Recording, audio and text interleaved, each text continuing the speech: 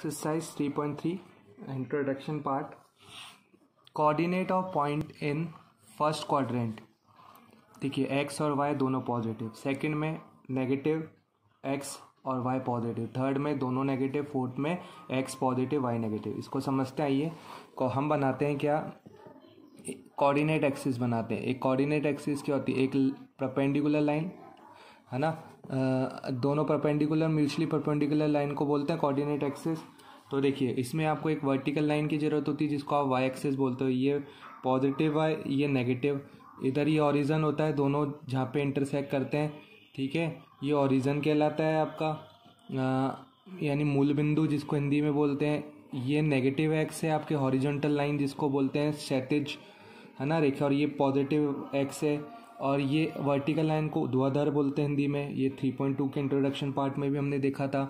जो कोऑर्डिनेट्स होते हैं हमारे किसके, ओरिजिन के, वो क्या होते हैं 0 0, यानी एक्स भी 0 होता है, वाई भी 0 होता है. ठीक है, और वाई एक्सिस की बात करें तो वाई एक्सिस पे कौन 0 होता है, एक्स 0 होता है. तो इसके कोऑर्डिनेट क्या होते हैं, वाई एक्सिस पे किसी भी पॉइंट के, वाई एक्सिस पे किसी भी पॉइंट के कोऑर्डिनेट क्या होंगे, वाई 0 एक्स 0 है ना, और y की कुछ वैल्यू होगी.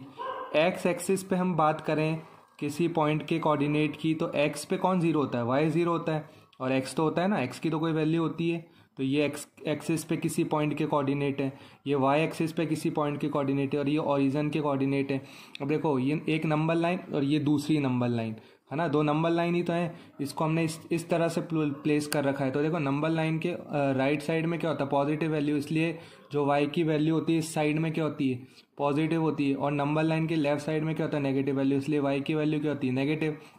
नंबर लाइन है देखो ये भी एक, तो ओरिजिन के राइट साइड में क्या होती है, पॉजिटिव वैल्यू, इसलिए x यहाँ पे पॉजिटिव होता है और यहाँ पे नेगेटिव होगा x. तो देखो इसलिए ये चीज़ बोल रहा है कि फर्स्ट क्वाड्रेंट में, क्योंकि हमें पता है ये हमारा प्लेन है, दिस इज़ आवर प्लेन, ये हमारा एक प्लेन है जिस पर मैंने अभी आपके लिए लाइनें बनाई है, ये एक प्लेन है. तो प्लेन को हमारे जो कोऑर्डिनेट एक्सिस है वो कितने भाग में बांटती है, 4 क्वाड्रेंट में, 4 इक्वल पार्ट्स में, जिसको चतुर्थ अंश बोलते हैं हिंदी में, चतुर्थांश है ना. तो ये 4 बराबर भागों में 4 इक्वल पार्ट्स में डिवाइड हो रहा है जिनको क्वाड्रेंट बोलता है. और ये आपके एंटी क्लॉकवाइज डायरेक्शन में है ना, इस तरह से फॉलो होता है. तो चारों क्वाड्रेंट के अंदर किसी भी पॉइंट का कोऑर्डिनेट क्या क्या होगा भाई, इस तरह से इसको कोऑर्डिनेट बोलते हैं, इस तरह से एक्स और वाई की फॉर्म में लिखना.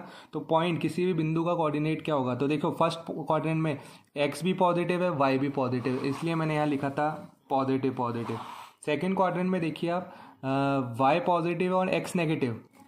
तो देखिए X negative Y positive, X पहले लिखा जाता है. थर्ड क्वाड्रेंट में बात करें तो एक्स भी नेगेटिव वाई भी नेगेटिव, इसलिए यहाँ पे क्या लिखा होता है, नेगेटिव नेगेटिव. फोर्थ क्वाड्रेंट में देखिए वाई नेगेटिव है, एक्स पॉजिटिव, तो देखिए एक्स पॉजिटिव वाई नेगेटिव.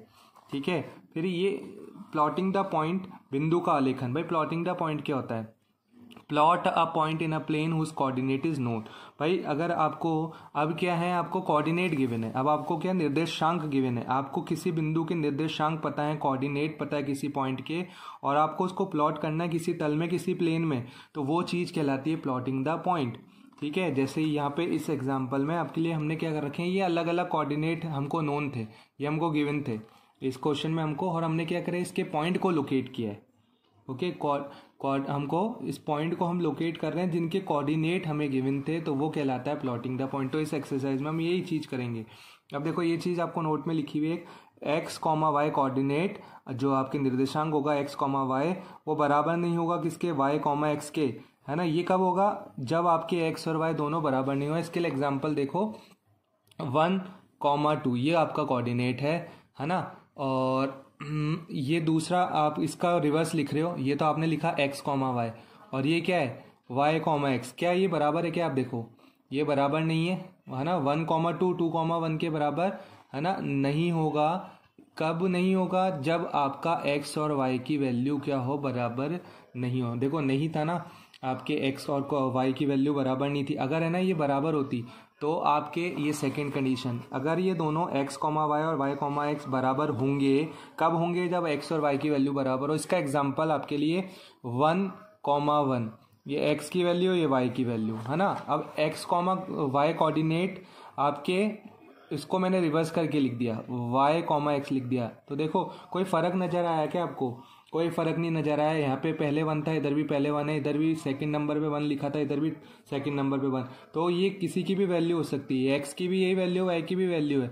तो ये दोनों कोऑर्डिनेट क्या हो गए आपके? बराबर हो गए। क्यों बराबर थे? है ना। आप इसको y कॉमा एक्स लिख दोगे तब भी इनमें कोई डिफरेंस नज़र नहीं आएगा। आप बोलोगे ये तो x कॉमा वाई लिखा है।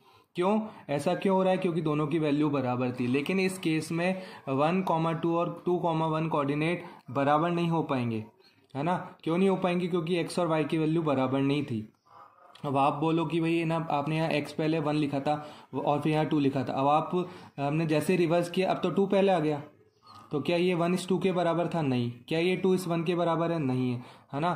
तो ये कहना, ये दोनों इक्वल नहीं होंगे जब x और y की वैल्यू बराबर नहीं हो। जब x y की वैल्यू बराबर हो जाएगी तो ये दोनों क्या हो जाएंगे? बिल्कुल इक्वल हो जाएंगे। ठीक है। और ये आपको बता ही दिया कि कोऑर्डिनेट ऑफ ओरिजिन क्या होता है? 0 0 होता है। और कोऑर्डिनेट ऑफ पॉइंट, किसी भी बिंदु का x एक्सिस पे, x एक्सिस पे क्या कोऑर्डिनेट होगा? x की तो कोई वैल्यू हो जाएगी, यहाँ x लिखने का मतलब है x की कोई वैल्यू, नेगेटिव पॉजिटिव कुछ भी। और y 0 होता है x एक्सिस पे। पूरी जो ये x एक्सिस है ना आपकी, ये x एक्सिस, इस पे y की वैल्यू बढ़ेगी नहीं, y 0 ही रहेगा। और y एक्सिस पे किसी पॉइंट का कोऑर्डिनेट क्या होगा? x 0 होता है और y की कोई वैल्यू होगी नेगेटिव या पॉजिटिव। ठीक है। अब